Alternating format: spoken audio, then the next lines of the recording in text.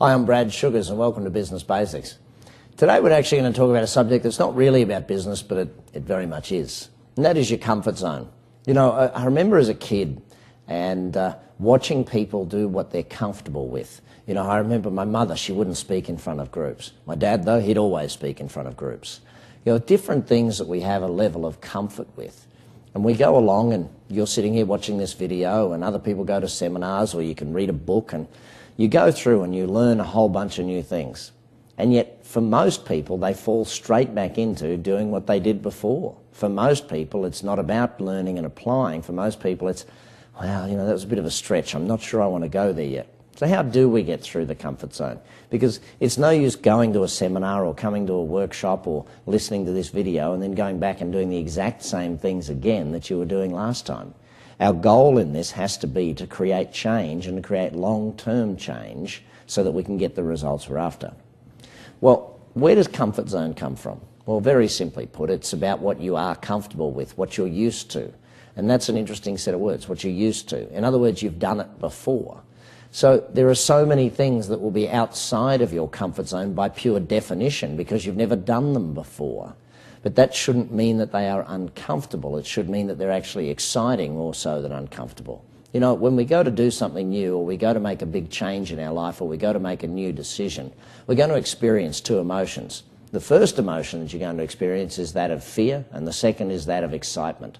You know, sometimes fear wins, sometimes excitement wins. It depends on the day and it depends on the situation. But where this comfort zone breaks down and where the fear kicks in and oftentimes wins over top of the excitement, that comfort zone is about doing things that you've not done before. Now, this has to be, by pure definition, the majority of your life. The majority of things you've never done before. There's not a minority of things you've never done before. It's a majority. So simple definition tells us that comfort zone doesn't make much sense. We've got to actually learn to be comfortable with all the things that, well, we haven't done, which, well, when you look at it, that's a heck of a lot of stuff that we've got to become comfortable with. So every single one of us has to choose at what level we want to play this game. And obviously, the bigger the goals, the more you need to be comfortable with. Obviously, the bigger the challenge, the more you need to be comfortable with. So how do we increase our comfort zone? Well, learning is one thing, that is definitely for sure. Speaking with other people that have done it and been there before, that's another way of making sure that your comfort zone gets larger much faster. You know, when you go to buy something new, sometimes you want to test drive just to make sure, is this the right one? There's different ways of expanding our comfort zone. Very simply put, though, the number one way of expanding your comfort zone is taking action. You know, there's all of the fear, and the fact remains that courage is not the absence of fear. Courage is not going into something with no fear whatsoever. Going into something with no fear whatsoever is a little bit crazy, if you ask me. A little bit of fear is good for us. But the aim of the game is to take action over and above that fear. The aim of the game is to get it down pat. So, comfort zone.